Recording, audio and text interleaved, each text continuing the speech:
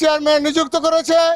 এই নিযুক্ত করার পিছনে যার সবচেয়ে বেশি অবদান রয়েছিল তিনি মোস্তাফিজুর রহমান ভূঁইয়া দীপু ভাই।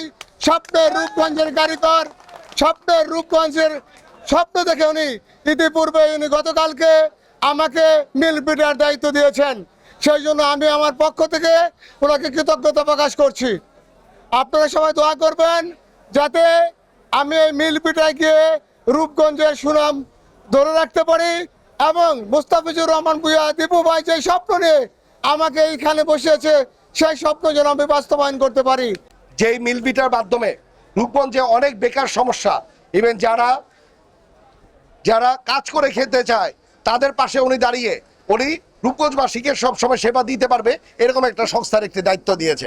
এর জন্য প্রথমেই আমি আমাদের দেশনায়ক তারেক রহমানকে ধন্যবাদ জানাই।